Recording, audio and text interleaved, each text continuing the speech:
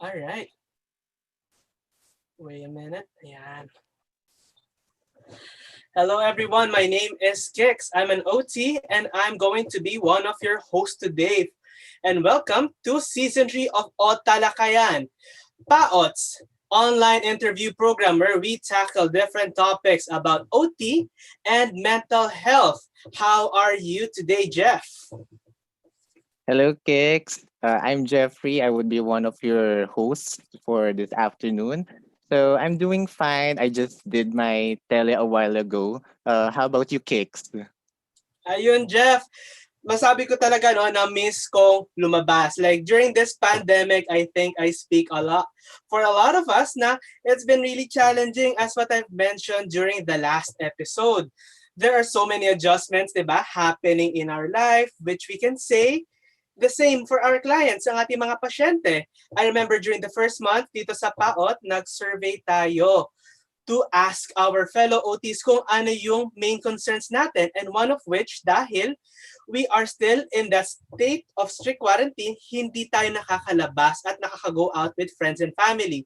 And of course, it feels isolating because of the quarantine and it is affecting our mental health. And sakto, no?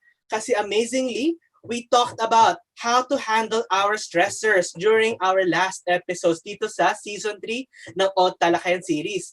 Lalo na yung last episode, no? Meron pa tayong mini workshop. Can you give us a recap on that, Jeff? Yeah. No, actually, last Monday, we had an Otalakayan on mindfulness with Karen Navarro. No, so actually, it was like a mini workshop, no, wherein we were able to experience. No, it became experiential, no, to the point that we got involved with activities, no, done by our facilitator.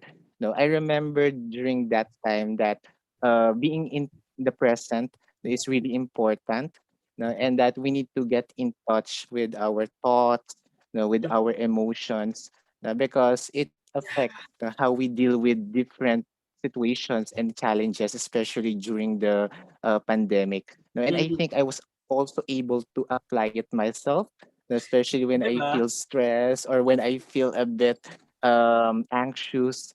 So it was really helpful. I hope that our audience also learned something from that episode. How about you, Kik? Ayun.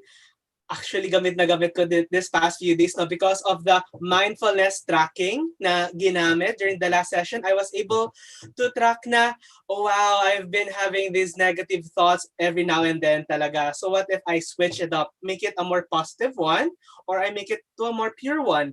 So more on that when you Yeah. watch the last episode, di ba, Jeff? Yeah, yeah. Mm. All right. Yeah, and I actually appreciate that one though, wherein there's a level, no, like zero, negative, positive. So it's a matter talaga of reframing sometimes our thinking, no, about certain things. Uh, it's really about reframing. And it is a very important, it's a very good technique na ma-apply natin sa practice natin and for ourselves then, personally, no? And actually for this episode, we are also going to deal with one of the concerns about our well-being. One of the concerns about our well-being, and it starts with the letter F. At yon Mm. ay food, of Mm. course. Pero joke Oo. lang, hindi yan. Food ba? Food ba ang topic natin ngayon? Hindi. Pero gutom lang talaga ako. But what Okay. leads us pero di ba what leads us to food, no? Di ba food helps You our need well-being? this before you can eat. No, you Yeah. need this one before you can eat. Wait, nahalatang gutom tayo. Ayan. So what leads us to food, Jeff, is of course yung ability natin to handle our finances, no? So today we're going to talk about financial stress. What are its effects? How to cope with it? And eventually, how to recover it or even thrive during this pandemic period. Kasi 'di ba, noong 11/11, hanggang add to cart na lang tayo. Baka ngayong seminar, na baka ngayong ayun, ayun. So, May baka 12-12 ngayon, na, parating na. baka ngayon 12 nga, Jeff, no? Christmas season na makapag-check out naman tayo. So, may naisip si Jeff, no? Na bibilhin. Ayan. So, without further ado, let's introduce our speakers. Jeff. Okay. But before that, I agree. No, most of my things nasa cart lang. No, never checked out. But anyway, no, so introducing our speakers no, for this afternoon. So one of our speakers no, is the owner of TerraCare in Davao. And she just recently finished her master's in business administration. Mm. So let us welcome on screen Van Tan Ibanez. Hello, Van. Hello, good afternoon po sa lahat. Good afternoon sa inyo. Wow. Ayan. Yeah, good afternoon, Miss Van. Ayan, for our second speaker, she is a consultant, an occupational therapy consultant from the Play Plus Center and also a financial advisor from Pro Life UK. Let's welcome on stage, on screen pala, Miss Diane Allison Lotho. Hi, Diane. Good afternoon po, everyone. Good afternoon. Hello, Daya. Hi. Fresh na fresh tayo Ayan. ngayon, ha? Ayan. Ayan. So actually, we also have one student reactor for this episode. So I think it's important to also see the perspective of students. Yeah. So let us welcome on screen. So Tini, okay, OT intern from Cebu Doctors University. Hello, Tini. Hello, Jeff. Ayan. So yan, we'll be having you again no in a while no for your Mm. comments and reactions about our topic. Okay? So, so let's please open our screens para magkakitahan tayo. Let's please open our cameras para magkakitahan tayo. Ayan. No? It's nice to see each other on screen because diba kahit malayo tayo, it gives us a sense of being with each other, connected pa rin tayo, like kahit through a window, which is our screen. Yan. Ayan, ang daming tao. Right, I encourage actually the audience, please open up your... Yeah, for this episode, no, let's Open up. make it different this time, no, that the audience can actually interact no, amongst ourselves about this particular topic. So yeah, don't be shy. No, open your videos. But if not, no, if you are bandwidth conscious, it's okay lang din. Bandwidth conscious. Talagang relate na late sa telehealth. Right? Actually, Tsaka maganda finances makita natin din. Magastos ang data. gasos ang data.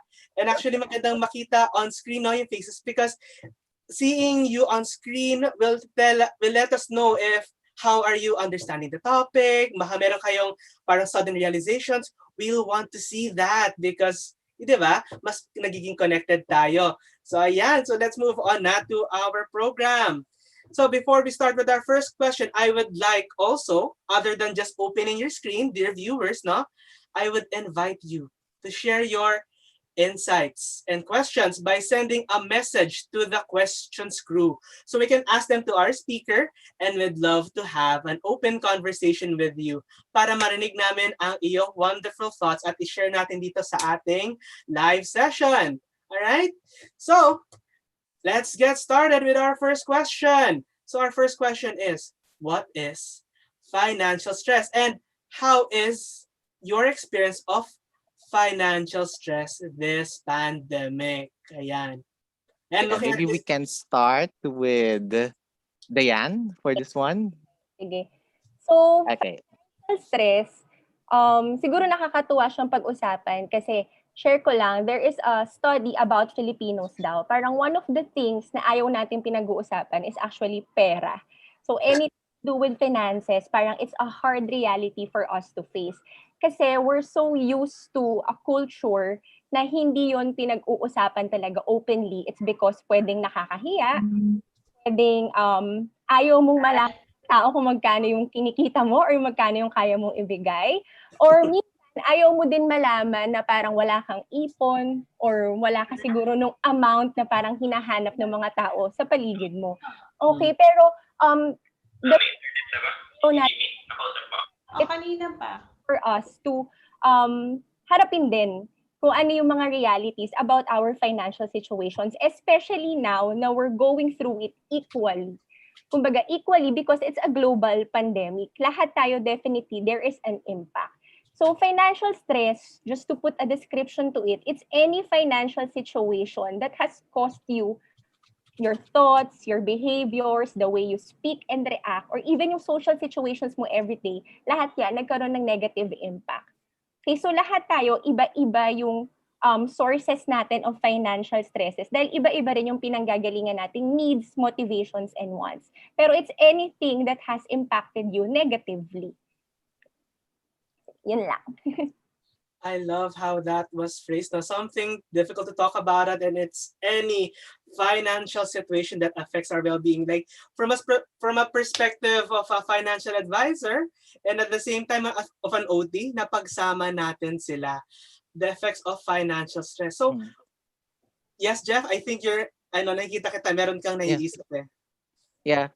Parang nung sinabi ni Diana, everyone are affected by this. Parang sabi ko, ay, I'm not alone in this struggle. Because I think many of the therapists talagang face-to-face sessions ang ginagawa. No? And then the pandemic really had a huge impact on our practice. So ako, if I may share, parang if from 1 to 100, parang naging down na lang to 1 to 20. Yung parang salary or parang income ko a month. No? So that's a big jump from the usual. No? So yeah, naka-relate ako to what Diane said. Sobrang relate talaga. Yan. And we would also want to ask the insight of our clinic owner who is joining our session for today, Miss Van. Okay, well, defined na siya ni Diane actually, so yung stress. But for, to just make it more concrete or parang mas ma-imagine, mas makarelate yung tao, it's really more of how worrying about how are we going to pay off what we need to pay off, like especially your debt, your cost of living. Like if you are, sabi nga ni Jeff, you're used to 100% income and then suddenly it's down to 20%. If you have a car loan, a housing loan, an insurance, all those things, you have to think about where will I get the finances to pay off all these expenses that I'm so used to with my lifestyle. So it's really, out of this financial stress, people get, of course, personally, I get sleep disruption. Then physically, I can feel the heavy chest. You know why? Because of course, I'm a clinic owner, so I have support staff who is dependent in the center. So parang the janitor, the secretaries. Hindi naman sa hindi ako concerned sa mga therapists, but most of my team members are actually living with their families, most of them. So only one is not living with her family. So I think they're gonna be okay. No? But I'm more worried dun sa aking support staff because they're independent. They are from the province and then they just stayed in the city to work. And then all of a sudden, zero income. So yun yung mas ma-heavy sa heart mo as a business owner, na you feel obligated dun sa welfare ng iyong person. Hindi lang ng iyong people, hindi lang ikaw mismo, kasi ikaw worried ka din sa finances mo.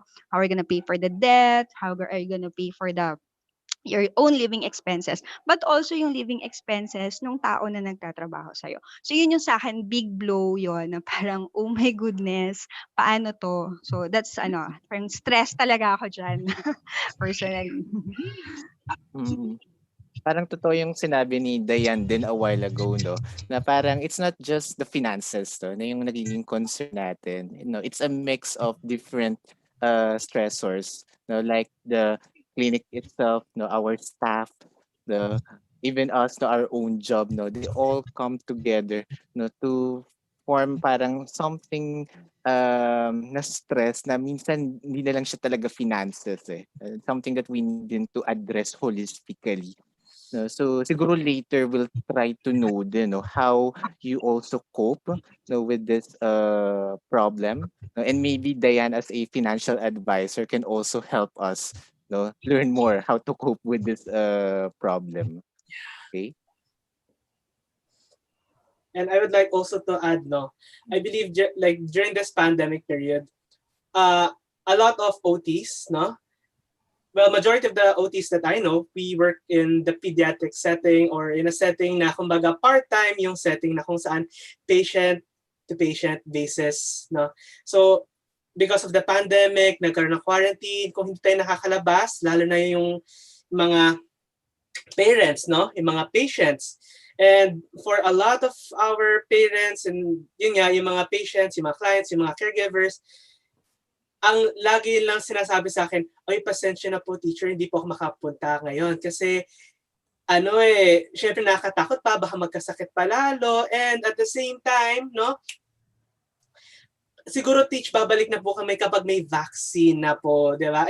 Ako, yun yung commonly na naririnig ko. And actually, I can say the same if I'm with my grandparents, ganun din ang concern eh. Until may vaccine, hindi pa makakalabas. And as quarantine happens, nagle-lessening income natin, and so is yung ability nga natin to spend. And yun nga, siguro yung mga milestones natin na plan sa life, na kapag kunyari, tuloy-tuloy yung finances, kapag tuloy-tuloy siguro yung iniipon ko, makakabili ako ng something na gusto ko, ganon. That's a major cause of difficulty or stress ngayong pandemic. And sometimes, diba, it makes us feel stagnant. How can we adapt to this current situation? And when we feel that stagnation, di ba, nakaka-stress din siya. Yeah, in a sense, true. na parang, am I doing enough? Dito malabas yung mga thoughts of anxiety, and am I doing enough? Pero with mindfulness, nakarang session, sabihin natin na I'm doing good. Parang gano'n. Di ba? Nag-share ako ng last session. So, yun. So, with that, with Kicks though, I'm curious din. I think we need to know din yung perspective ng student, no, regarding this financial stress, no. So maybe we can call on Teeny, no, on screen, no, to react, no, about this topic. So how are you, Teeny, no, regarding your finances, if we may ask? I think it's more on mahirap sir kasi we got used to like every day may baon kami, and then ngayon we just depend on kung ano lang available sa bahay. And then aside from that, medyo din po in terms of like, kasi may maraming inuuna, for example like payments sa bahay, and then may payments pa for school. And of course, like for example, in my case, like wala na pong work yung dad ko. So more on, we're depending on my mother. So it's really very stressful financially, not just like the transition of teletherapy from the usual, the usual setting namin sa internship itself. So ganun po. Mm-hmm. Yeah, medyo ano rin, no, iba yung narrative na when it comes to students. No, because yeah, I think it's common no, yung baon. No, that's a common concern no, among the students. And now that there's a pandemic, it has been really affected. No, and I'm sorry to hear no that your dad no parang lost his job. Am I right ba? No, so yeah, it must be ano rin, parang a struggle no, not only just for the student no, but for the whole family. Okay? So, yeah, with that siguro, no, I think it's appropriate na kick, no, siguro to ask, no, also our speakers, no, how they are coping, no, with this particular problem, which is yung sa finances. Okay. So thank you, Tin, for sharing. No, maybe later you can also ask din our speakers no, if Yeah. they can have some advice no, regarding your situation. Okay. Sige, thank you, Tin. So, for our speakers, so how are you coping now? No, can you give us siguro parang some insights or suggestions on how you are doing regarding your finances?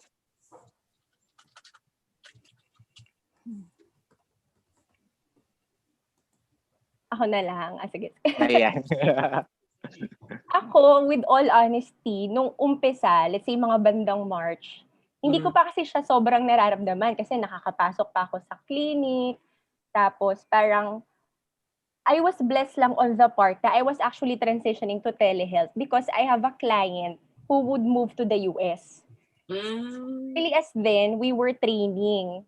Tapos, meron akong pool of private clients na nasa New York, nasa Florida. So, medyo ganun yung transition ko during that time.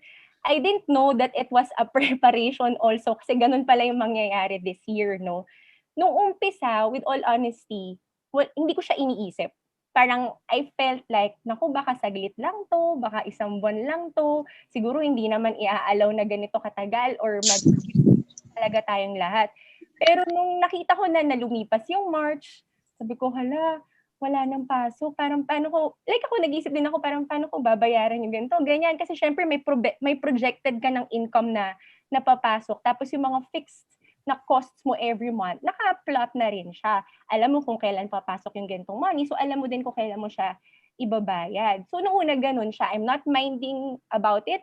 Tapos later on, come April, May, June, ayan na, in denial na ako. Parang, hala, kailan ba magbubukas ng clinic? Parang, ano ba Mm. lahat? Eh, ano kasi, parang, out of kunyari, yung personality ko kasi, parang, ayokong maiwanan, parang ganun. Gusto ko lagi akong may pang-agap, maaga pa lang. So, nung hindi pa nagde-decide yung clinic on what to do, nag-start na akong mag-aral about telehealth. So, that's what I did as an individual. Tapos, ang ginawa ko is, I checked on kung ano yung magiging way for me to still practice OT para sa season na to.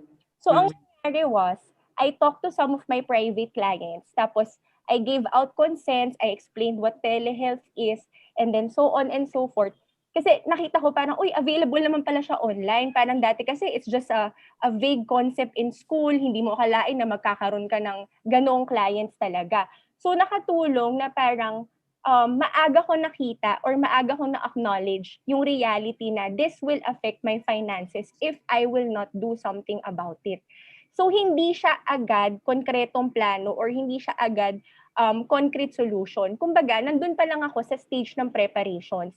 So I think if you would ask me, ano yung pinakaunang ginawa ko, it's to acknowledge the reality. Hindi ko na pinatagal. Sabi ko, nako, kung iintayin ko yung clinic, kung ano yung plano nila, mag-iintayan kaming dalawa. Sabi ko, as an individual, since consultant din naman ako, gagawa na ako ng paraan on how I can do this. Siguro what's good lang is that I have this financial advisor profession on the other hand. So I'm also expecting income from this source, no? So but although tama din yung sinabi ni Jeff kanina, parang from siguro 100 baba talaga ng, 'di ba? Baba talaga ng 20, malaki yung drop. Alam mo na minsan parang hindi aabot, 'di ba? Ayoko naman umutang. So alam mo yung mga ganun, nag-worry ka na rin talaga. So yung advice ko is that one. First is to really acknowledge kasi ikaw yung nakakaalam as a person ano yung financial situation mo. Prepared ka ba? May emergency money ka ba for the next 6 months dahil ganito yung nangyari? Ano yung mga passive income mo na paparating? Ano yung mga savings mo na naandyan na pwede mong galawin? Okay, so ikaw yung nakakaalam ng sitwasyon. And the earlier that you acknowledge it, the earlier that you will be able to concretize your actions also. But in an event na halimbawa as a person, hindi mo talaga ma-feel or ma-observe yung signs and symptoms na may financial stress na nangyayari, I think it's best also to see na yung financial, yung kumbaga, yung finances in itself is not an individual work. Laging apektado yung mga tao sa paligid mo. And for sure, if you will be observant with that part, makikita mo naapektuhan pamilya mo. Kasi nakikita nilang nag-iisip ka na nag-iisip. Naapektuhan din yung mga kliyente mo. Kasi hindi sila sure kung makakabayad sila sa'yo or hindi rin sila sure kung yung ibibigay mo bang telehealth service is as effective as nung face-to-face. So, ang daming concerns. But yun, acknowledging the reality will help you to move forward. I think yun yung first one, is to acknowledge the reality. Second thing siguro is your preparations as a person. What I like about finances is that it's very personal. Parang OT, it's very client-centered. Wala siyang template na would fit everyone. Ang kagandahan nito is, iba-iba tayo ng pangangailangan, iba-iba tayo ng mga gusto, iba-iba rin tayo ng mga kinasasakupan na tinutulungan. So, nasa sa atin kung ano yung enough, kung ano yung more, kung ano yung mas mababa doon sa enough. So, first is to acknowledge. Second is yung preparations mo. And then once you've prepared and you are ready, start concretizing your plans. Okay, I think dun mo lang makikita na makaka-start ka na rin maka-move as a person. And I think yung one of the greatest things that helped me cope is yung sticking to promises also. It's the godly promises na parang, Lord, hindi mo naman siguro ko, di ba, pababayaan sa sitwasyon na to. Kasi it's very crucial Like, even I, as a financial advisor, may isa pa akong source of income, sinasabi ko with all honesty na hindi rin siya sapat noong time na yon. Pero yung hope lang, yung hope of getting things restored, looking forward, natulungan lang. It's not an individualist situation. Hindi mo inaangat ang sarili mo. Nagtutulungan kayo as a family of therapists, as your biological family. I think my hope or my promise na things will really get better. To be honest, I think yung first few months, it was really tough. But I believe as a therapist, nag-improve naman yung finances ko over time. Nung nag-improve din halimbawa yung perspective and yung finances ng mga taong nasa paligid, such as my clients, my family, kasi napag-usapan at napagtulungan. So I think yun yung for me, yung 3 Ps. After acknowledging, you have your preparations, your planning, and the promises that, it would get better one day. Wow. I love that insight from Miss Dayan. The thing that comes to my mind when she said acknowledge was yung dab-dab. Diba? Yung denial, ABDA, diba? Diba, Jeff? Like, during this pandemic nga naman, when you think about it, experience mo yung dab-dab stages of grief. Kung, is this really happening to me? But then, when we move on to acknowledging the reality, which is, I believe, that is one of the most most difficult step. When we start to acknowledge the reality, we become more capable in making preparations. We become more open in making those preparations para magkaroon tayo ng possible source of income. Then, when we have that insight in mind, when we have that goal in mind to make those preparations para magkaroon tayo ng financial backing for ourselves, we can start concretizing our plan. But it all begins with acknowledging the reality of the situation. And actually, I can relate nga din, yung sa nasabi ni Dayan, na yung believing in the promise na hindi tayo papabayaan in this situation. That is a wonderful way to really frame what we're happening at the moment. Kumbaga, this problem, it's just something that will, kumbaga, ito yung may problema tayo pero masusolusyonan din siya in time. Yan, it takes patience and time. Di ba, Jeff? Yeah. And rin, siguro I need to also emphasize na it takes time to actually acknowledge this reality. Like it may take weeks, even months, And in that process, parang once you get to the part na parang you're accepting na of your current situation, I think it's true. so that we can start preparing, planning, concretizing what we have in mind, so that we can regain financial stability. No? Siguro maganda rin, we also hear from Van, being a clinician and a clinic owner. So how about you naman, Van? So how did you cope, with this Yes. particular problem? Yeah, thank you. Pasensya na ha, like wala kaming kuryente dito sa barangay namin. So Wow. kaya kadiliman, Oh. sorry. So anyway, Mm. ang nangyari kasi with TerraCare, share ko lang yung experience, and maybe some clinic owners, and especially yung new clinics pa, you can learn from our experience. What happened was we expanded. So we expanded. In short, the years of savings from the center was really spent on renovation, improving the facility. So since I'm an OT, so I wanted na lahat ng gamit, lahat ng toys meron. So when we finally renovated, bigay lahat, like kumbaga sa ubos ang laman ng basket. So for the renovation. And then we incurred debt kasi alam niyo naman pag nagko-construct sometimes, meron ka pang vision mo parang mali, so it will incur cost.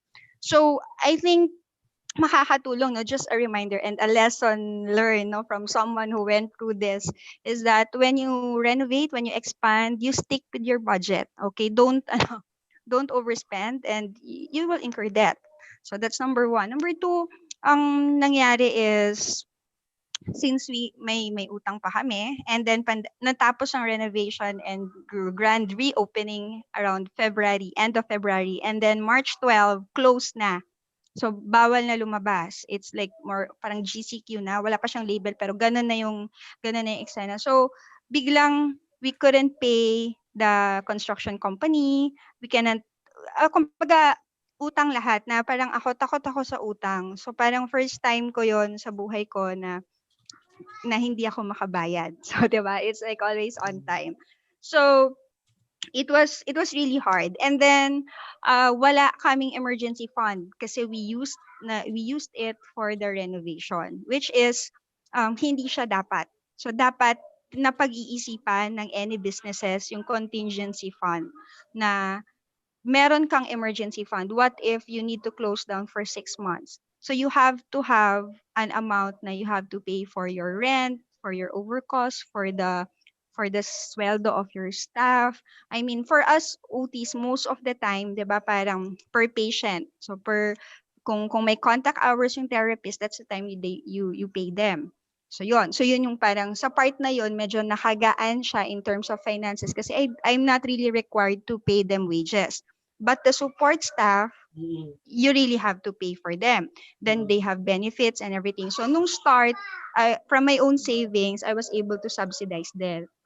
But naubos din yung personal savings ko and personal Mm. emergency fund ko for for myself and for my support staff.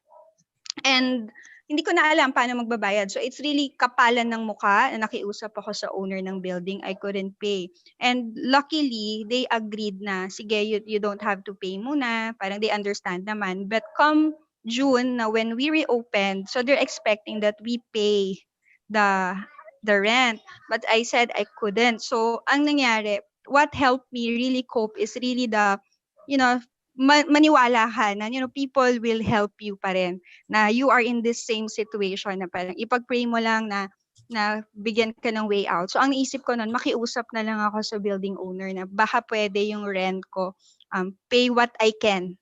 And amazing, pumayag siya. So para ang nangyari, but still, utang ko pa din yung kakulangan. But when things are better, so it's like, pay whatever you can and pay when able you can. Parang ganun yung arrangement namin. So, but not all clinic owners will have the same situation. And I'm sure yung iba dyan nag-isip na mag-close down.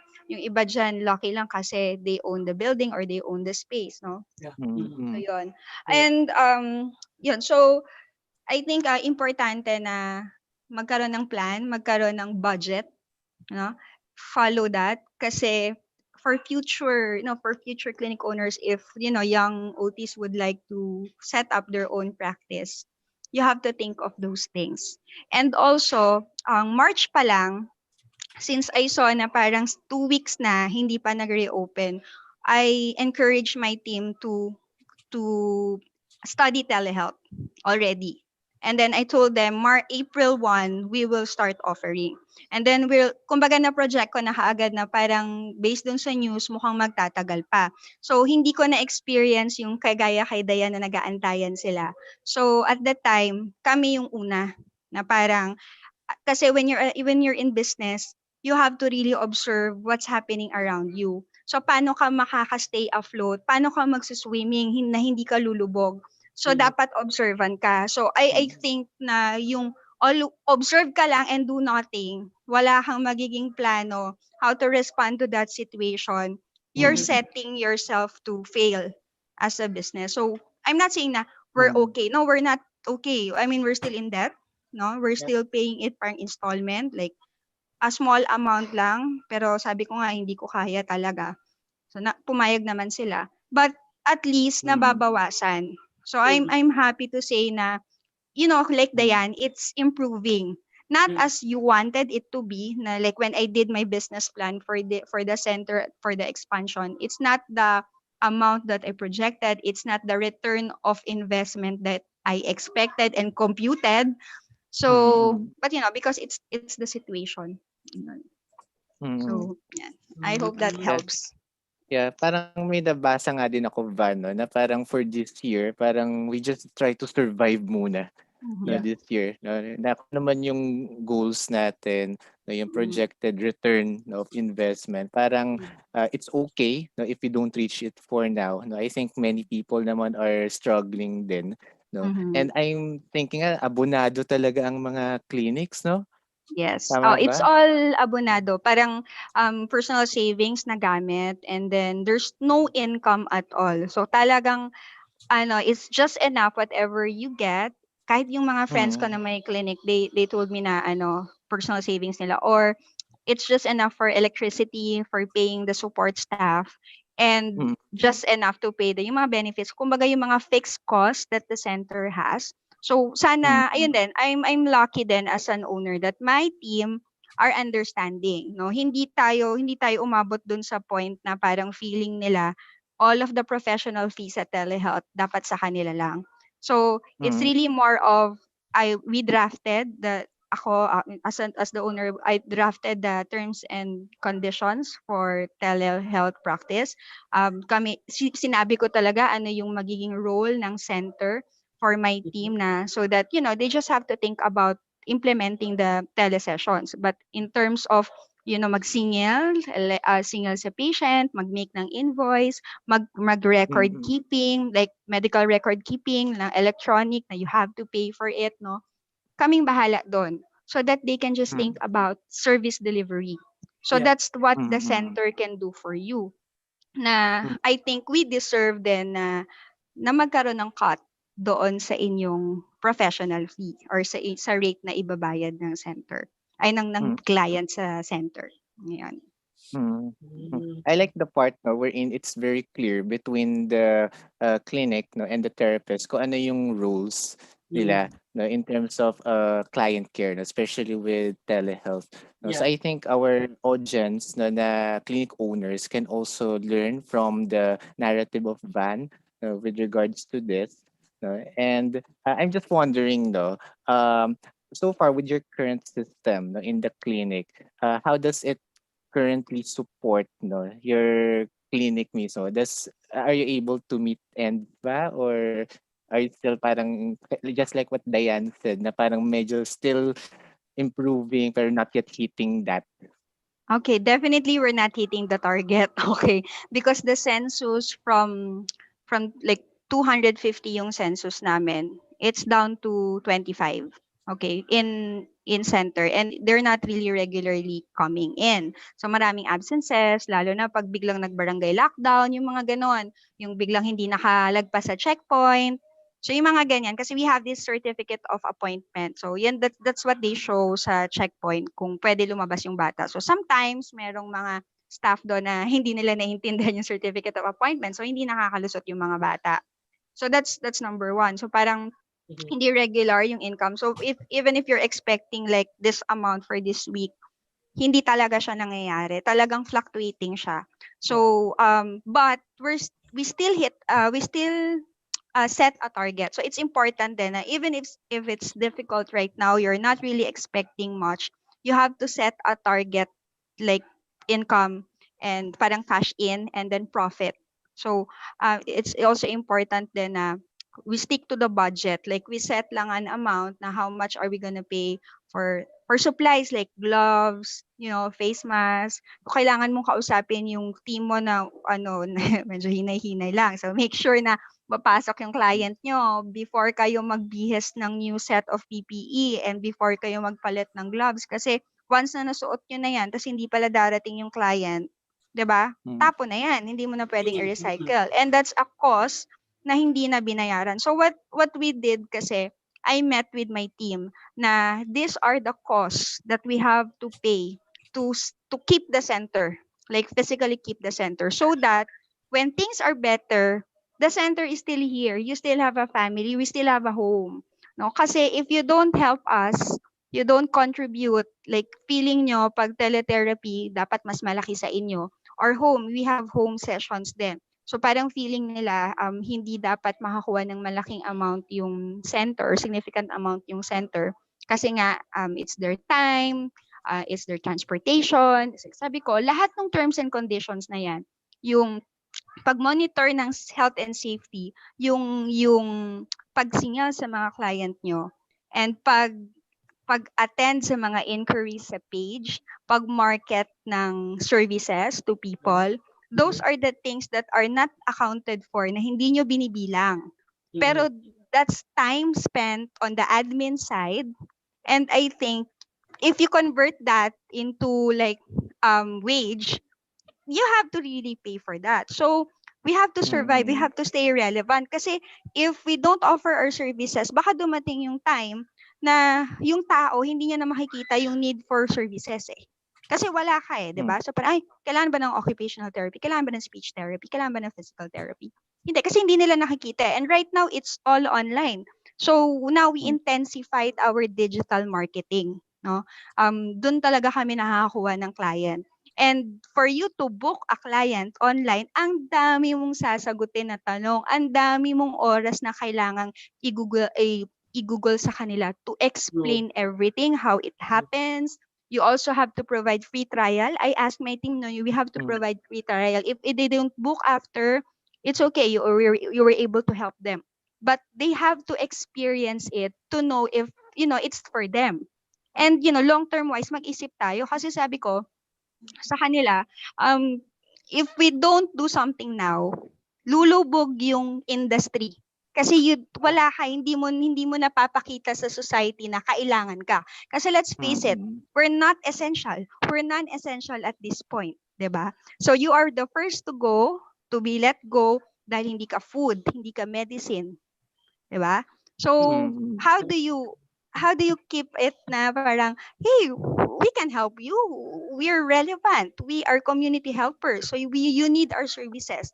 And it's the collective effort of centers. And those centers are a team of family of occupational therapists. So I think it's important that managers, kahit hindi owners, the managers will really talk to the team, to the team of service providers, so that, hindi lang puro like sweldo nila kasi effort nila. It's service provision is one way, is one side of the coin. The other side of the coin is keeping the industry afloat. So yon. So I hope that the other the professionals, our members, especially the young ones, understand this side of the coin. Okay. Wow, that was incredible insight from our clinic owner. No, one thing that resonated in my mind during discussion with Diane and Van was, if you fail to plan, you plan to fail. Diba? Exactly, diba? I can see Van nodding. That's actually the basis of it. And for us to really plan, we need to observe, where are we going to float? Where are we going to sink? I recall I attended before meeting on clinic owners. Tapos one thing that resonated within me is, in this period, it's either you sink or you swim. Medyo mahirap mag-thrive during this moment, during this period, no? As we are not so much of an essential service, so right now we are trying our best to really swim. Ayan. And with that in mind, we also wanted to hear yung insight ng ating reactor. How are we coping and how maybe you can share some thoughts para sa ating students din nakasama. Tini?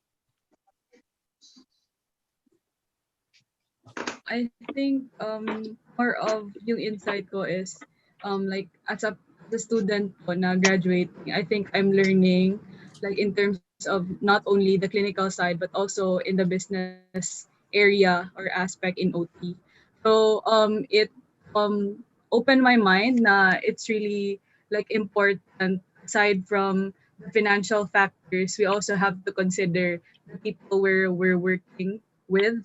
Mhm. Like na-mention po ni Miss Van na it's important to talk to your people because and it's nice to work with um people who actually understand para po like um to increase awareness them like in the current situation, especially during this pandemic.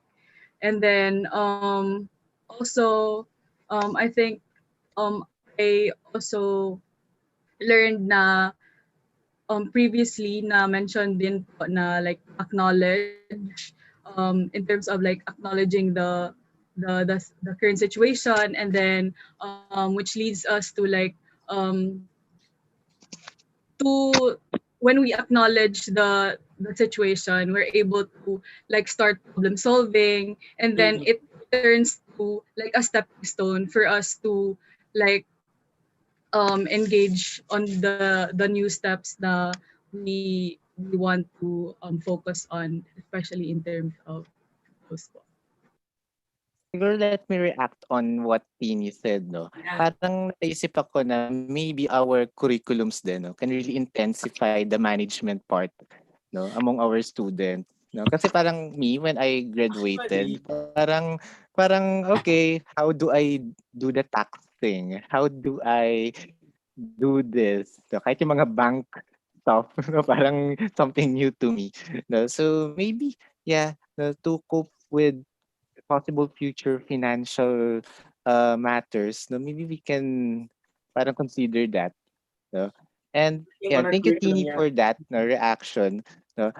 Which made me think din, no, kasi we've been talking about how to prepare, no, how to plan, no. I have lang siguro a question, no, before we proceed to the next one, to Diane, no, kasi I've been consulting then some financial advisors, and they say that we have to prepare daw at least 6 months, no, of our salary, na parang we are prepared, no, that long, no, in case of emergency. How do you think, or does it really apply, or do you also apply that principle in your practice, or do you advise us then to have that mindset?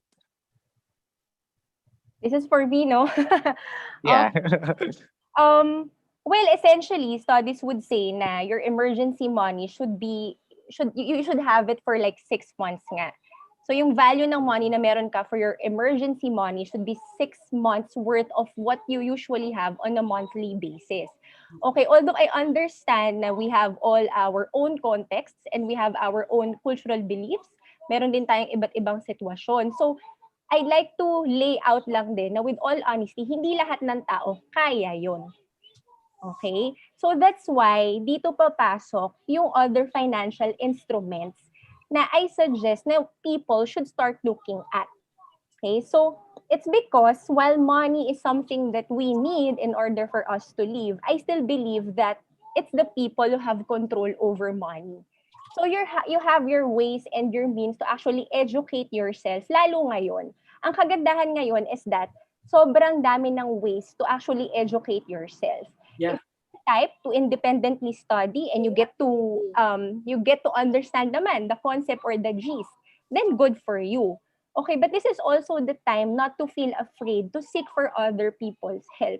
especially if it's not your expertise or if you don't have the time to actually study it and be expert in that area. Okay, so siguro on a personal note, kaya ako piniling mag-financial advisor on the side. With all honesty, it's because nung first year ng practice, I felt like, sabi ko, bakit ganun? Malaki yung nakikita ng mga OTs, pero parang feeling ko, hindi enough yung nasi-save ko. Okay, so may ganun akong feeling nun. And with all honesty, natakot ako because I felt like, how long am I supposed to work this number of hours a day, this number Yeah. of times in a week? And no matter how I love the profession, tao lang din ako, I really get tired. So I tried to find a way in order for me to use the concept of time and grow my money at the same time without the need for me to stop working. Okay, so dito na papasok yung iba't ibang financial instruments that you can educate yourself with na just by you sitting in front of your screen, you can do a lot of things. Lalo na, for example, if you had it before this, like nung hindi pa pandemic, di ba? Nung talagang meron ka pang stream of income na baka may extra or you can really allocate a portion for this into this kind of instrument na napili mo.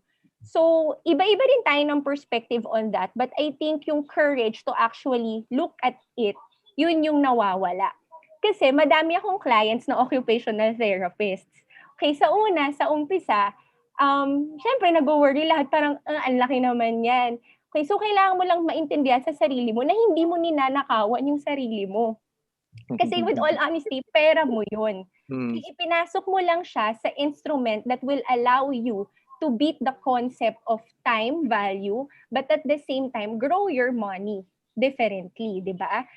So, kahit na let's say, good enough yung ina-earn ng mga OTs, a lot of OTs would still say na parang hindi enough. Okay, but the question is, will it really be enough? Kailan ba matatapos yung tanong na when will it be enough? Okay? And we don't want naman to cut off yung wants din natin. Kasi yan, maririnig ko yan pag may mga kausap ako mga friends, sasabihin sa akin, sabi ko, sige, i-compute natin. Ganito yung kailangan mo. Yeah. Sabi, ang laki naman. Tapos sabi ko, di ba gusto mong pumunta ng Greece ng ng ganitong date, ng ganitong year? Tapos sabi ko, kaya mo ba mag-ipon ng ganyan on your own kung yan yung goal mo? Kasi yung nagsiset naman ng goal is not me. It's always the client. So pag sinet mo yung goal na yan and gusto mo ma-achieve yung goal na yan, tama di ba si Ma'am Van, kailangan mo pa ding ilagay yung target na yun para ma-concretize mo nga yung steps mo papunta doon. Pero kung ikaw mismo madedemotivate ka na parang, ang laki naman na nga, yun na nga papasok yung mga financial instruments. Hindi mo man kaya mag-ipon ng ganun kalaki in the next 10 years. There are other alternatives that can help you grow your money with the amount na kaya mo lang i-shell out, let's say, in a year or in a monthly basis. Okay, so I think it's more of educating oneself. When you start to educate yourself, you also, nakukuha mo yung courage to act on it. Nakukuha mo yung courage also to also advocate yourself. Takot yung mga tao na bitawan lang yan, na parang, baka malugi, baka hindi naman mag-grow, baka hindi ko makuha pag kailangan ko na, ang tagal naman. So para maliwanagan ka, mahalaga na aralin mo din. Okay, para at the end of the day, you don't feel na you are forced into an instrument or an alternative to diversify your money just because somebody told you na, uy, ganito yun. Kasi karaniwan na nakakausap ko, ganun talaga yung unang sinasabi. Like, napilit lang ako. Hindi ko talaga alam yung pinasok ko. Parang sabi kasi lalaki yung pera ko. To be honest, parang, kasi di ba I practice being an OT and an FA at the same time. Hindi ganun yung nire-recommend ko. Kumbaga, ayoko din ng clients na mapipilitan or hindi naiintindihan. Kaya makulit ako. Parang, anong tanong mo? Parang sabi mo sa akin, anong tanong mo, anong objection mo, anong rejection mo. Kasi, ang maganda nga dito is that you can work a way around your finances. Ikaw yung naglo-lord over your finances. It's just a tool. So you can do something about it based on what you have without the need for shelling out more than what you can, without the need for, alam mo yun, magkakautang ka pa just because you want to keep up that lifestyle. So there are ways. Diba? It's either you make something about the money that you get on a monthly basis, or you would have to make some changes on your lifestyle. Okay? Baka time Mm. mo nang mag-downgrade, baka time mo nang mag-simplify. But of course, for some, 'di ba? For some sense of satisfaction, madaming taong sumasagot ni, ayoko, syempre gusto ko naman mag-travel, syempre gusto ko naman madala yung parents ko sa ganitong lugar. So yun nga, walang gustong magbaba ng goal, walang gustong 'di ba, mag-downgrade ng mga dreams and goals nila. But there are other alternatives. I think it's just right that we get educated this time. I think actually this is the perfect time para sa akin na wala ka mang pera halimbawa na ilalabas ngayon para sa mga ino-offer na various financial instruments na meron. Pero this is the perfect time to use this as a teaching learning strategy. Kaya natutuwa nga ako kasi very OT talaga nung nangyayari. Sa totoo lang. It's very client-centered. It's about you. Finances is part of your IADLs. Diba? Kailangan mo mag-manage kailangan mo mag-budget. So anong kakaiba? It's part of how we are and how we live on a daily basis. So it's not something that you can set aside. The more that you set aside, the more that you will be fearful and anxious to face it. Okay? Basta ako, ang suggestion ko is that at the end of the day, nasa iyo yung susi. Okay. All the professionals that can help you are just there. Okay, like OTs, di ba? We advocate so much for our profession Gusto natin na even in this time, visible tayo, which is tama talaga yung sinasabi ni Ma'am Van kanina. Nakakatawan mang isipin, pero parang, for example, for me, dumami yung adult clients ko sa tele versus nung nag-home ako. It's because I try to be more visible. Pero hindi ako naging visible just because inisip ko lang. I planned it. Kumbaga, I planned how to market myself. I planned how can I share my strengths with other people. But also, meeting halfway. Diba? Yung pragmatics din nung sa pamilya na mga nakapaligid sa'yo. Kaya ba nilang bayaran yung ganito? Hanggang saan nyo kaya mag-compromise? Kasi totoo, yung principles na tinuturo ngayon, it's not just about, yung finances kasi it's not just always about money. It's not just always earning about money. What's good about finances is that it actually affects everyone around you.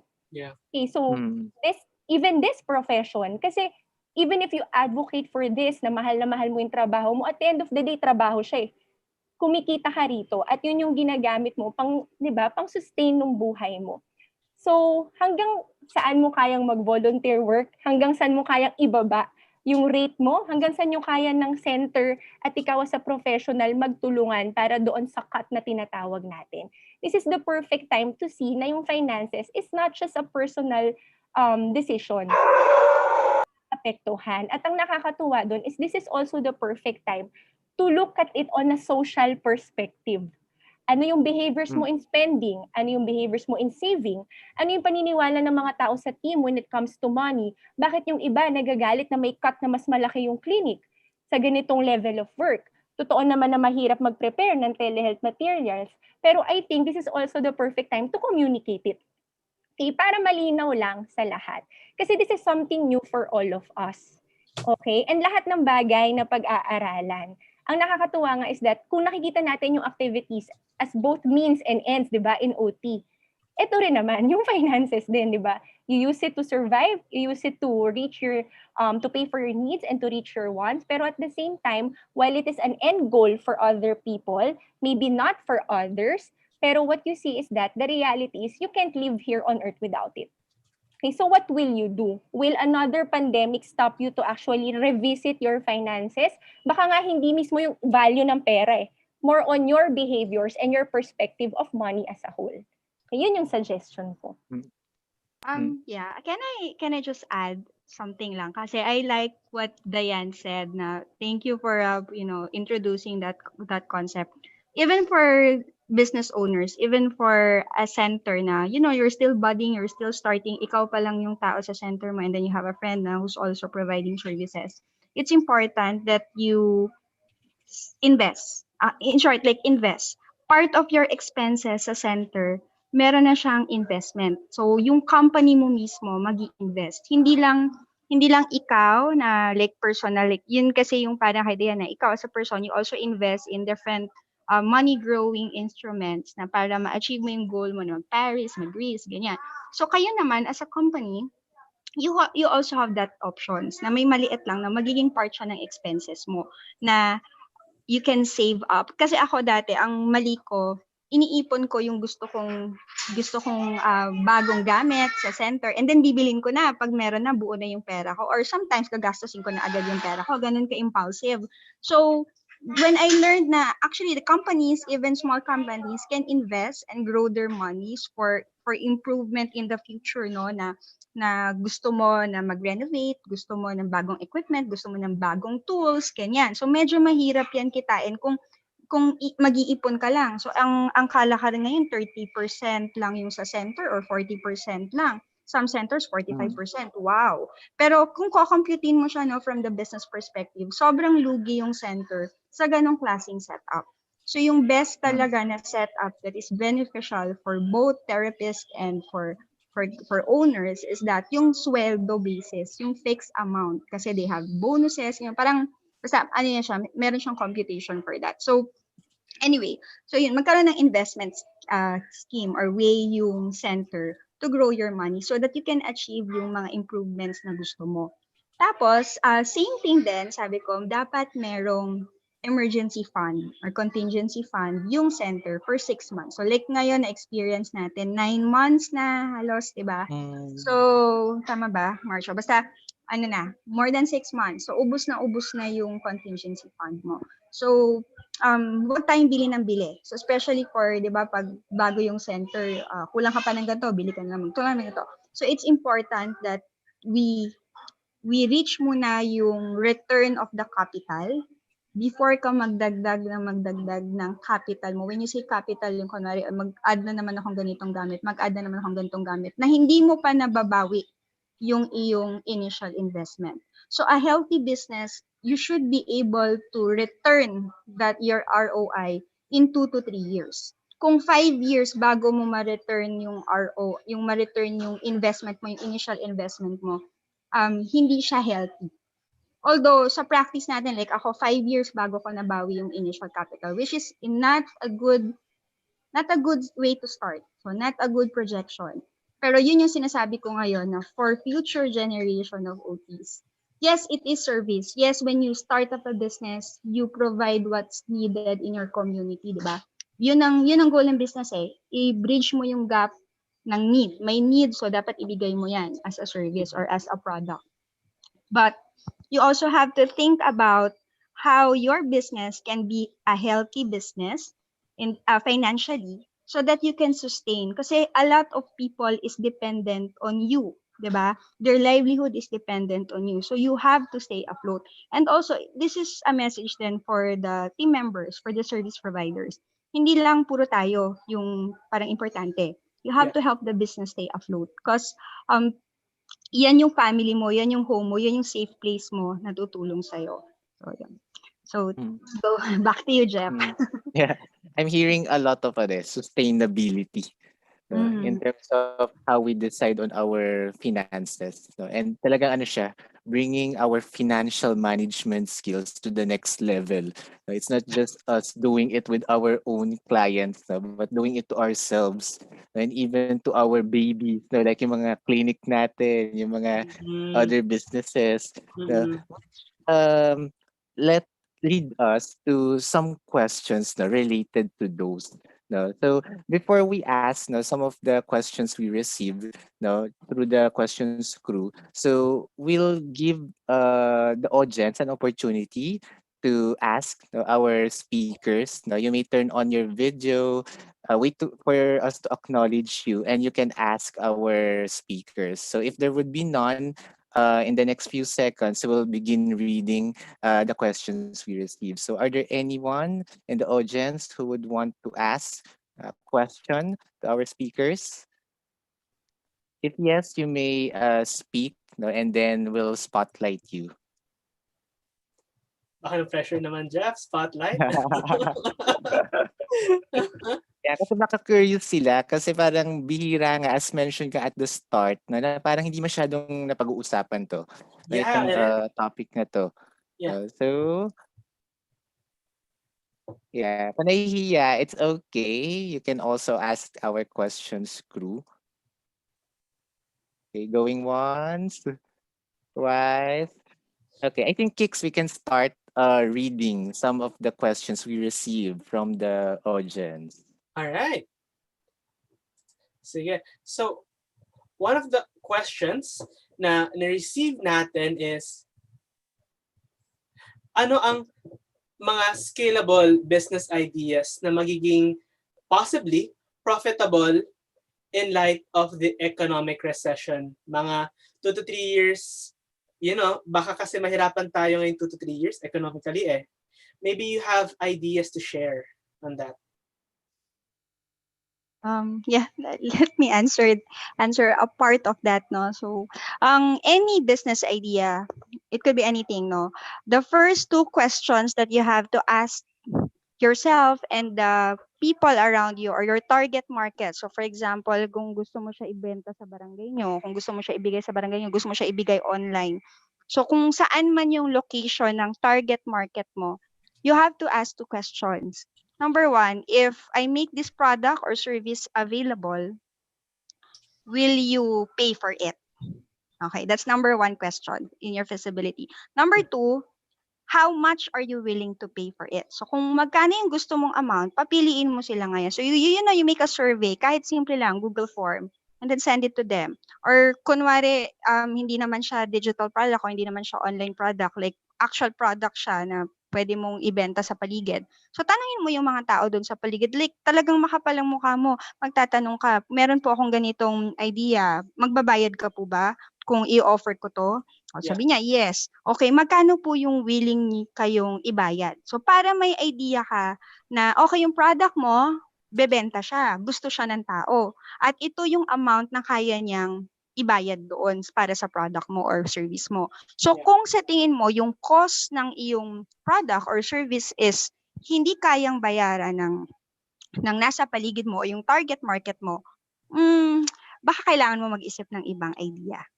So anything. So ngayon at this point anything is sellable. Anything is pwede. So kung idea naman, ang Filipinos vain pa rin tayo. So kahit may pandemic, beauty products are still sellable. And so yun yung na-observe mo, di ba?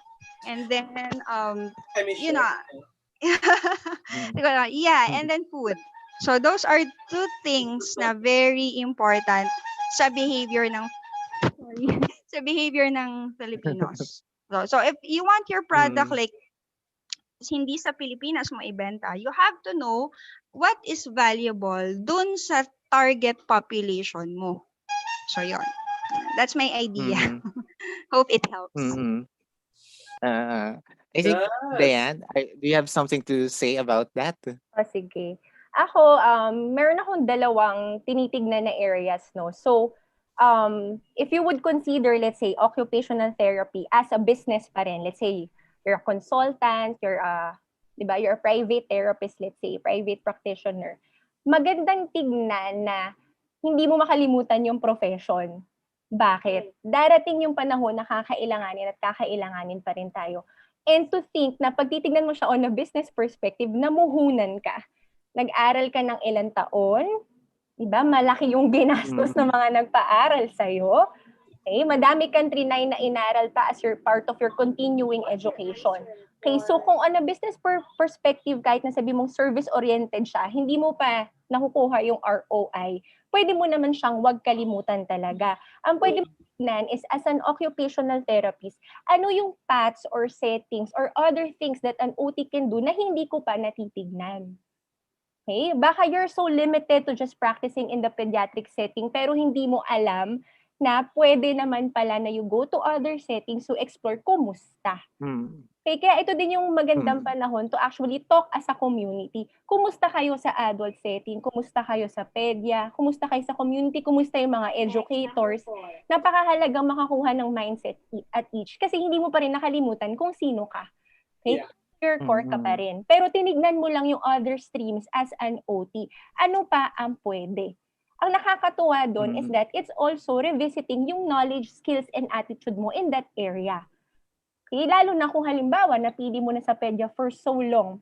Diba nakakatuwang ma-rekindle lang yung knowledge, skills, and attitude mo, for example, bilang adult practitioner. Kulang ang mental health OTs, diba? So baka tingnan Mm. natin. Ito yung mga bagay na baka hindi pa rin natin napag-aaralan. So kung gagawa ka nga ng feasibility study, ano pa ang meron sa OT as a practice na hindi ko pa naaaral at natitignan?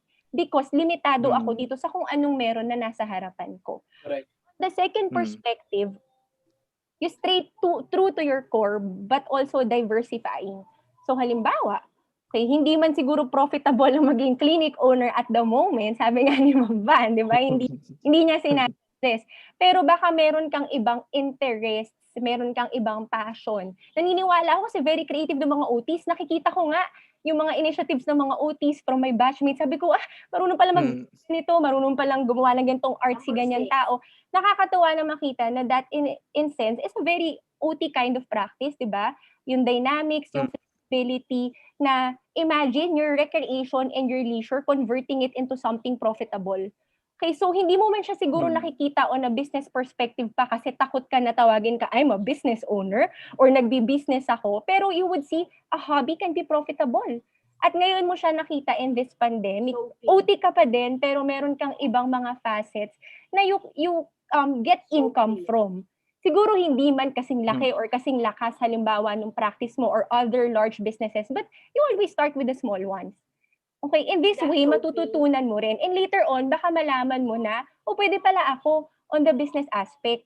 So, di ba, kahit nagpa-practice ako sa clinician, baka later on, pag nag-okay yung economy, di ba, mag-open ako ng business na something na baka pwedeng may ibang tumao, di ba, may iba akong manager, nakiklinik pa din ako, pero at the same time, it's something that can help you financially if you would want to look at that area. Okay, so yun naman yung sa akin. Parang siguro mahalaga pa rin na pag-aralan mo talaga yung sitwasyon mo. Pag-aralan mo yung meron, pag-aralan mo yung pangangailangan ng mga tao at gaano mo siya tinitignan. Tinitignan mo lang ba siya pangtawid for the next 2 to 3 years o gusto mo siya maging sustainable? Gusto mo ba na habang buhay, magiging additional source of income mo siya or just because alanganin ngayon yung kita natin as therapist? Tignan mo rin kasi iba-iba tayo ng perspective on that part. Kasi may commitment eh. So, di ba, ayaw mo naman maging irresponsible sa something na sinimulan mo, tapos later on, mamamatay lang ng ganun. I think that's also being fair to yourself.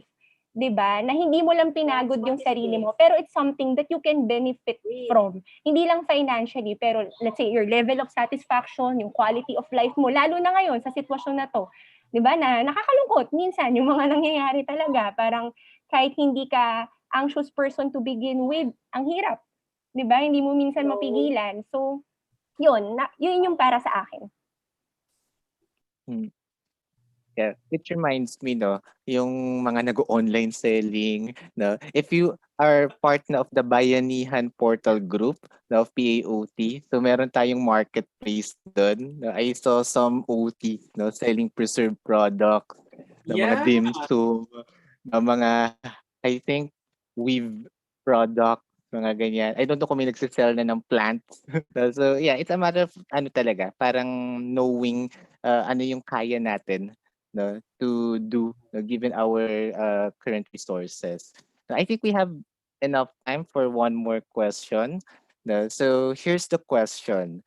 No, so is it feasible to establish a telehealth company? What are the considerations that OTs must keep in mind in putting up a telehealth company? Okay, sige. Feasible siya. Definitely, no? Feasible siya. Kasi, yun na yung currently like available. Like, even clients now are open to it. So, marketing will be easier then for you.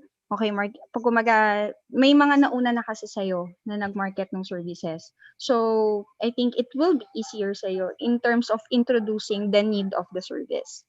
Okay. Feasible siya, kaya lang you have to draw the line saan mo i-offer yung services mo. Like zoning, in terms of zoning. Kasi parang shameless na tayo, no? So what if, like for example, ako Davao, I have clients sa Luzon na meron namang center na malapit doon, no? But where do I draw the line now? So parang as respect to colleagues, but of course survival level tayo, no? I make sure na yung client na yon na nag-i-inquire sa akin is walang telehealth services yung center na pinanggalingan niya. Like totally nag-close muna sila kasi wala silang face-to-face. Telehealth is yung ino-offer. So I accepted them. Pero as soon as nag-inform yung client na meron ng face-to-face, may telehealth na yung center namin, nilet go ko sila. So kasi para bumalik sila doon sa center niya. So yun lang yung hindi naman siya talaga bawal. I mean, you can offer telehealth to anywhere in the world. Like we have clients in from Australia, from Dubai, ganon. Pinapatulan na namin yan Mm. kasi 'di ba? Limited din yung gustong mag-avail ng services. Kaya lang, yun nga, where do you draw as us as a community of practitioners? How do we go above that? Kasi eventually baka maging issue siya, no? I'm not saying na magiging issue, but it could happen kasi ganun yung business. There will be competition, so hopefully it's gonna be a healthy competition. So, yun lang yung consideration mo. Feasible, yes, but you have to consider how to foster a healthy competition between practitioners. Yun lang. In due respect na rin with them. Okay. Yes, Yeah, I'm- Dayan, do you have something to add?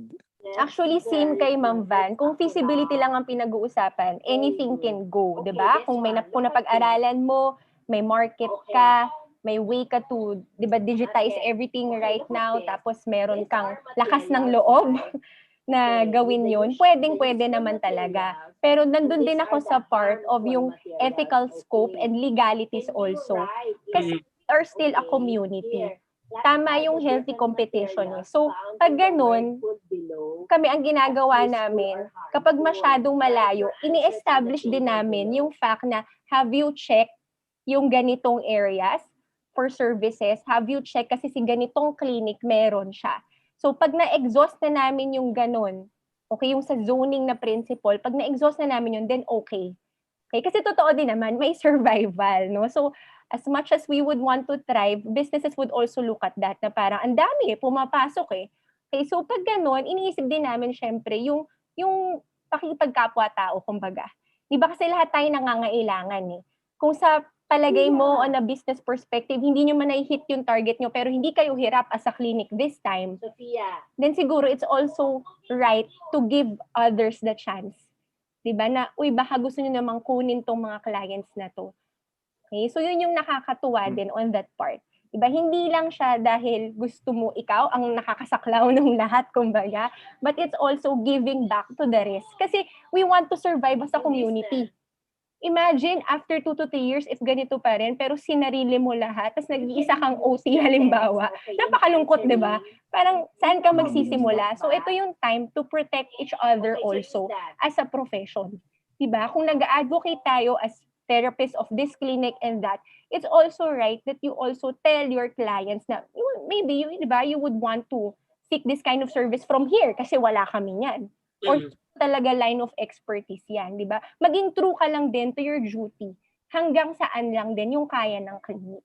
Okay? Pag kailangan ibigay sa iba, go ahead. Wow, talaga napaisip ako yung OT ethics talaga natin. That's the thing that comes to my mind.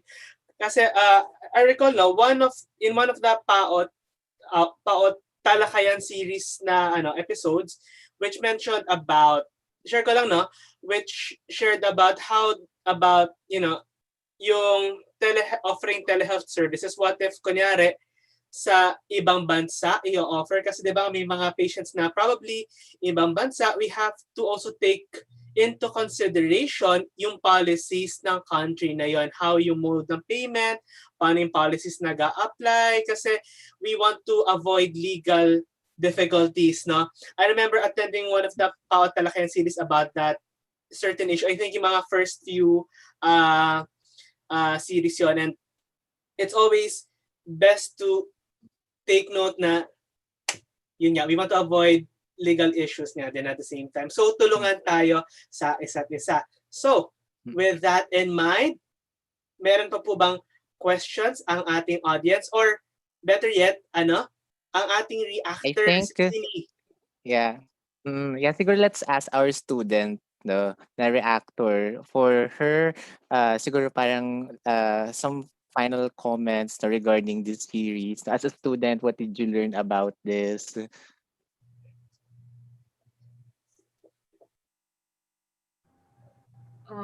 I think everything was so overwhelming po kasi it's not a topic that is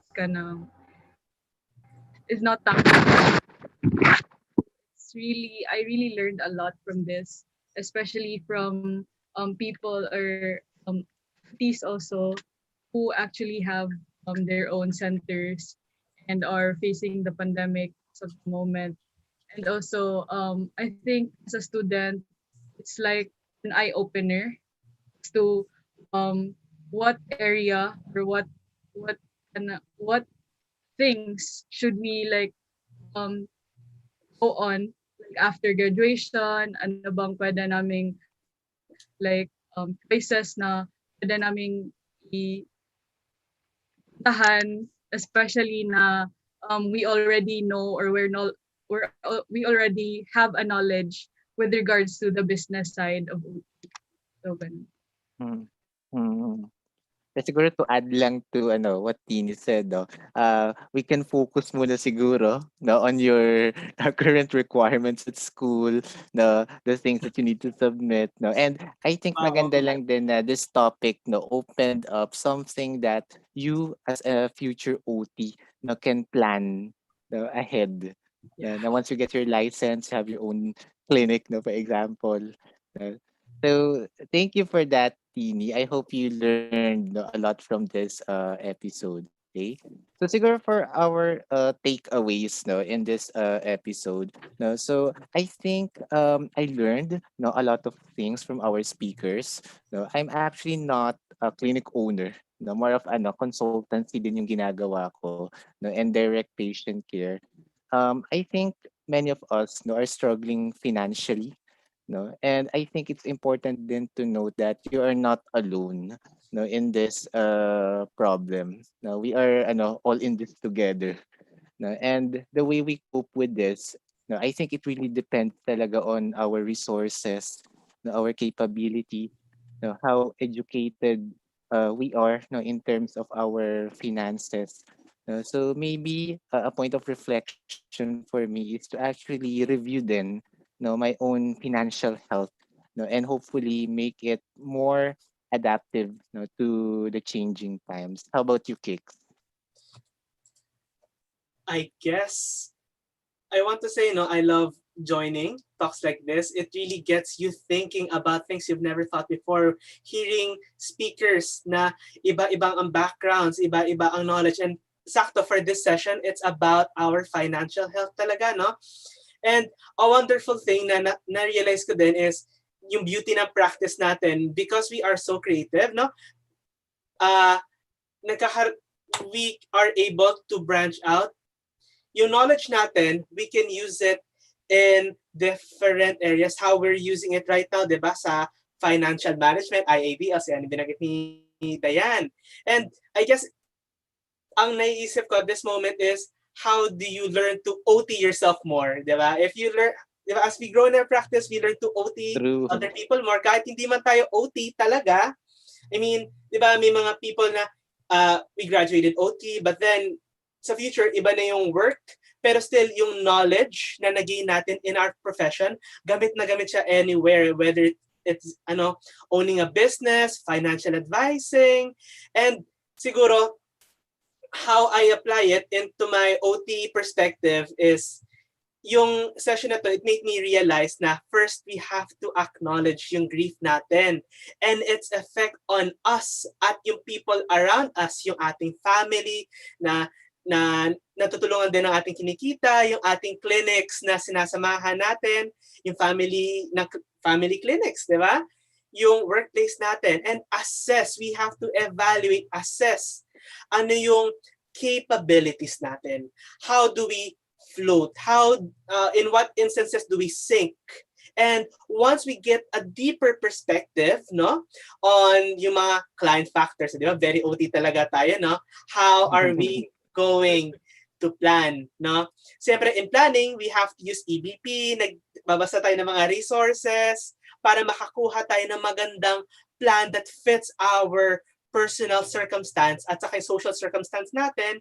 And of course, while we're doing the plan, we're slowly gaining mastery of our finances para magkaroon tayo, di ba, once we gain control of our finances, we can address our wants and needs, no, through the change that we're making. And as we make changes, no, we constantly reevaluate. Ayan, di ba, yung mga OT terms natin. We constantly OT reevaluate. na OT. Di ba? How am I doing? Am I really doing good? And I guess being an OT in itself, no, it helps us to kumbaga, give an objective perspective on what's happening for others and as well as ourselves. And wow, this was a wonderful session talaga for our financial health. Ayan. So, with that in mind, no, Van, Dayan, do you have Yeah, I any think they have some words yan, to yan, impart parting words? our audience. Yeah. So I'd like to start, no.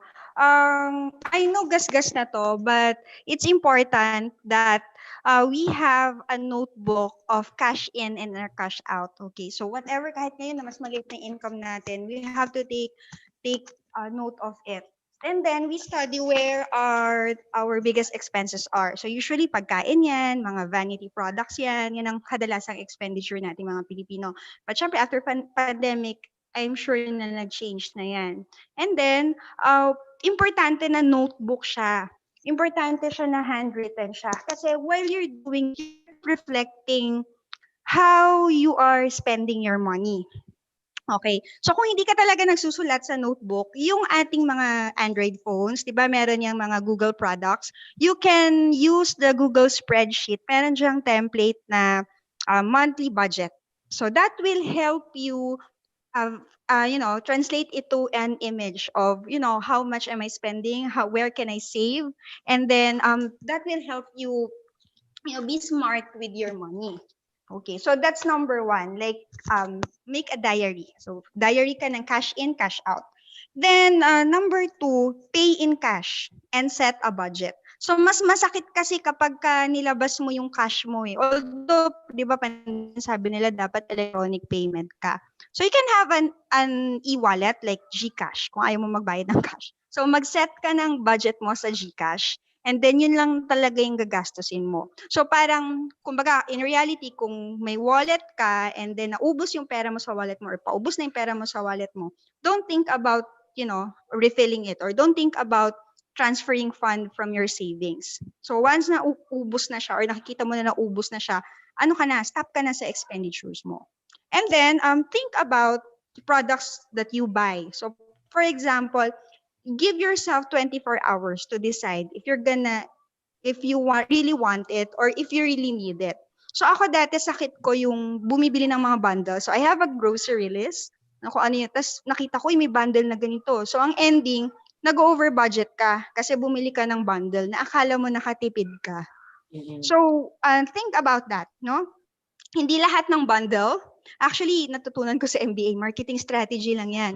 Think about it, hindi ka talaga nakasave. So, yun. So, medyo avoid the bundles, okay? Hindi lahat ng bundles ay good buy. So, you really have to be smart about it. So, when you set your grocery list, follow it. Or if you want something, you saw something, you give yourself 24 hours to really think about it if you really want to buy it. So those are things na practical na pwede nyong i-apply, student, fellow practitioners. Kagaya ko na dating sobrang gastador, tapos pandemic happened, and clinic owner, no? So, basically, you set your budget. And then, last two that I would like to add to that is that sabi ni Dayan kanina na diversify. So it's either you have another business to, para magkaroon ka ng additional income or, to help the community, or you use those money growing instruments. So kumbaga, hindi enough na yung profession natin as an OT lang yung gagamitin mo to grow your money. Actually, you can grow naman your money. Like you set up a center in the future or telehealth company in the future. So pwede yan makaka-add yan ng additional income. But you really have to be, diversify, and you have to think about passive income.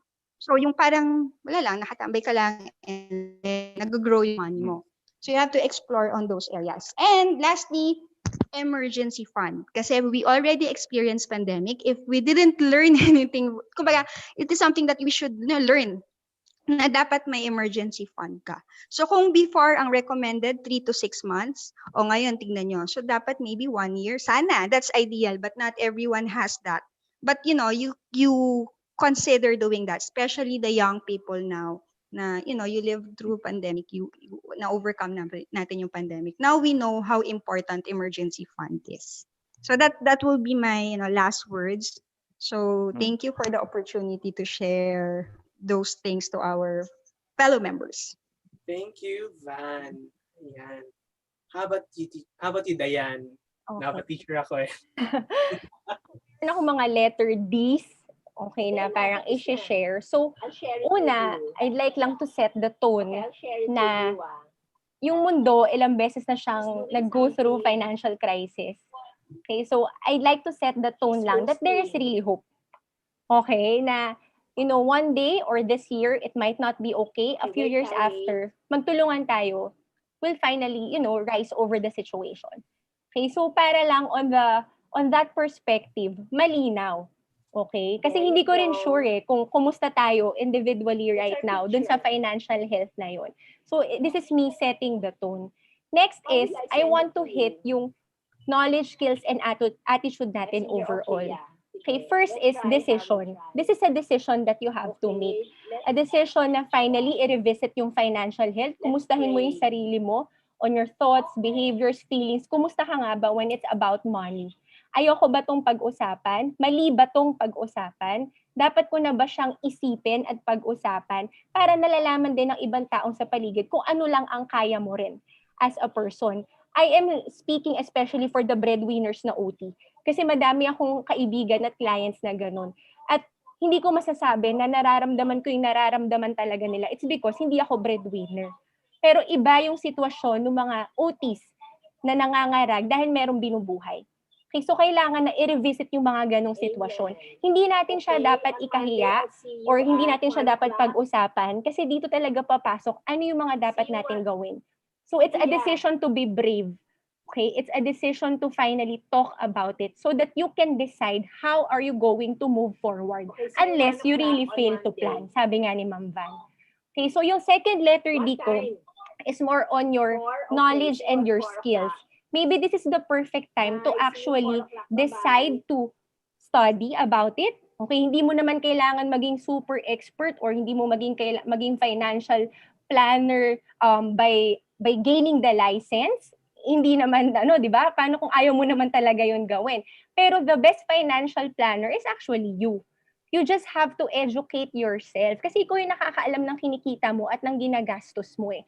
Pag namomonitor mo yan ng maayos, pag nailista mo yan ng maayos, makikita mo kung ano yung mga dapat na baguhin, ano yung gaps. And that would help you also dun sa financial stresses mo.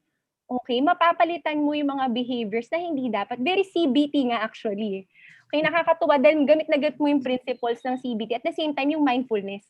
Diba, kailangan mo talaga siyang isipin na this time na kailangan mo maging conscious doon sa nangyayari with your finances para malaman mo din ano yung kulang mo in terms of knowledge. Kaya ko ba ito ng mag-isa o kakailanganin ko ba ng tao, ng kaibigan, ng pamilya, or ng professionals to just help me out? Okay, kasi hindi mo siya kailangan magbayad ng course. Madami ng libre ngayon actually. Just by Googling it, yun nga lang, make sure na talagang you are reading a reliable source. Diba? That's the best EBP na meron, kumbaga, in terms of doon sa sa finances when we talk about it. And then yung third letter D ko is diligence. Okay? It's the attitude of just being diligent. Okay, wag tayong sumuko. Okay? Ang kagandahan ngayon, no, parang it's a blessing na hindi man siya equal dun sa eyes ng lahat, pero equitable in a sense na lahat tayo hirap, lahat tayo apektado globally. Diba? Ayaw mo man tignan yung social classes dahil magkakaiba yung value ng money na iniisip natin or yung pangangailangan natin. Ang nakakatuwa ngayon is yung naging equitable yung footing ng lahat. Lahat tayo may pangangailangan when it comes to money. Lahat tayo may kailangan gawing desisyon or maybe step above dun sa duty natin at present para maka-fill in dun sa gaps ng money na nawawala just because hindi okay yung practice at the moment.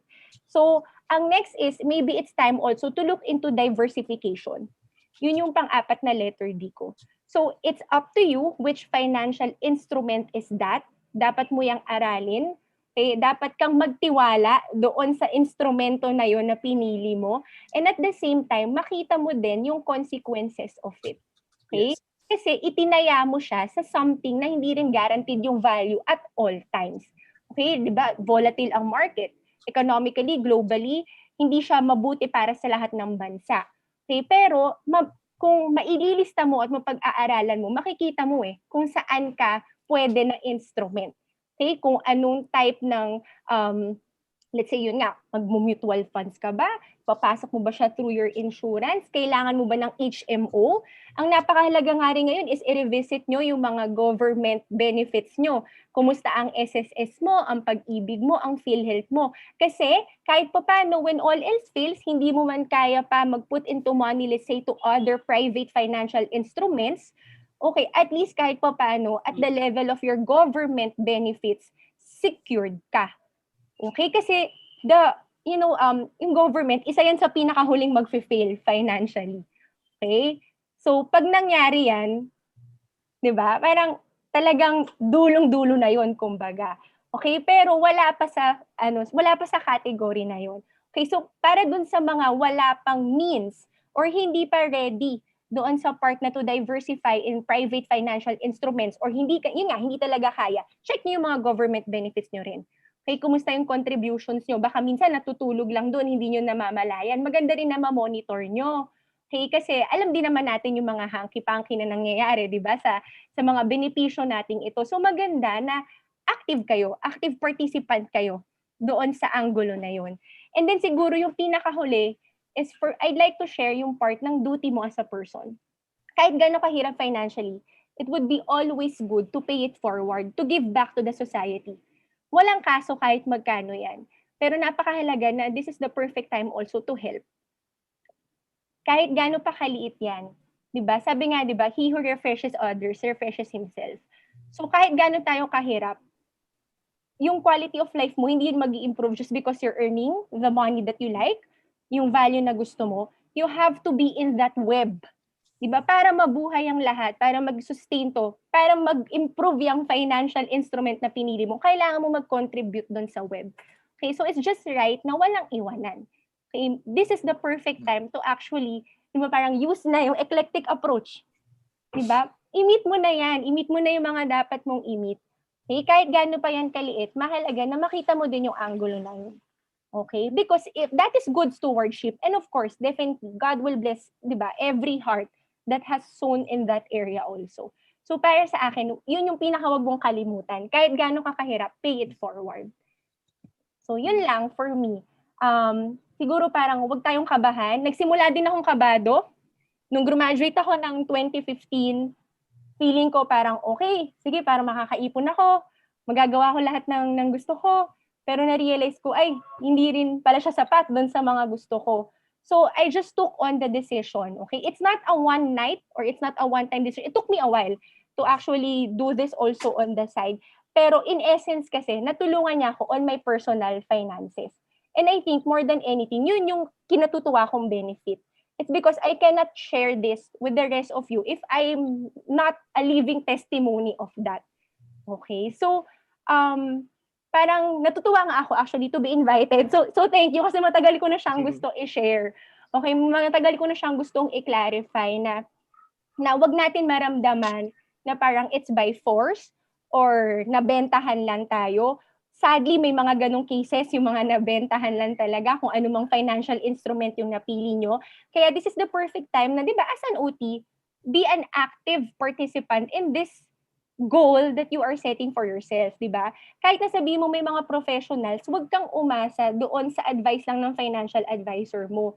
Kailangan mo ding maging proactive, magtanong ka, magbasa ka, aralin mo din yung sitwasyon para naiintindihan mo kung ano yung para sa'yo. Kasi at the end of the day, kung kukunin mo yan, kung magki-claim na kayo, kung withdrawin mo yan, hindi naman mapupunta yung pera sa advisors nyo. or dun sa mga accountants nyo, sa consultants nyo, sa attorneys nyo, mapupunta siya sa inyo. Okay, so I think yun yung kailangan lang clear for us. But if you choose to be a passive, 'di ba, recipient of just okay, intayin ko na lang yung pera ko, hindi talaga maa-achieve yung goals na gusto nyo. Baka magkaroon pa ng resistance to what you really like. Okay, so yun lang for me. Pero yun nga, lastly, pay it forward. Okay, I think magta-thrive yung community natin, not just by, it's not naman always paying forward financially. I think being an OT itself is already paying it forward, especially in this season. 'Di ba? Yung magta-transition tayo to telehealth, inaaral natin to, nakakapagod gumawa ng materials, nakakapagod sa boses.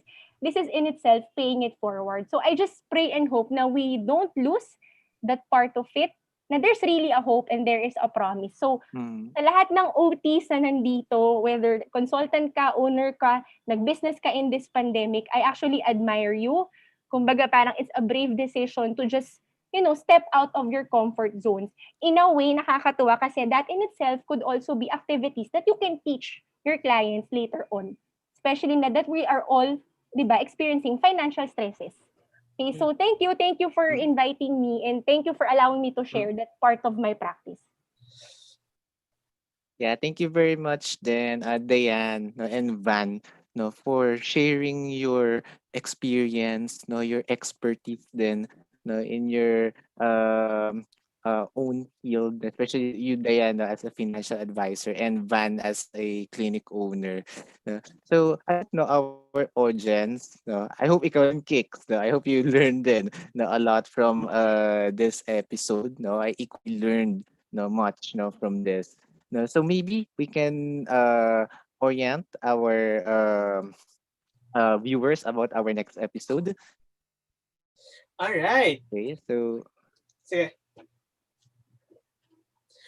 All right. So once again, thank you to our wonderful research speakers for sharing us your valuable knowledge and expertise. And thank you to all our attendees and viewers as well in today's OTalakayan interview program, episode 4 of the mental health series. Our next episode, in our next episode, which will be next week, no? We have episode 5, encouraging occupational therapists to engage in mental health practice with Teresita C. Mendoza, who is a fellow at the Philippine Academy of Occupational Therapists, Jermaine Prieto, who is sige Sir Jeff. yeah, he's an OT from PGH. And lastly, Sir Andy from NCMH. So medyo bigatin ang mga speakers natin for next week. So if you're interested to practice in mental health, so don't miss this episode. Yan, kaabangan talaga yung episode na yan, no? 3 people who are well known in mental health practice here in our country. Yeah. And please, also do not forget to like and subscribe to the official PAOT YouTube page. That's youtube.com/PAOTINC and Facebook page for more details and updates. Okay. So once again, I'm Jeffrey. And I'm Kix.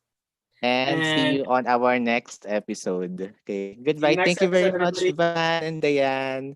Bye-bye. Ingat kayo lahat. Everyone. Thank you, everyone. Bye.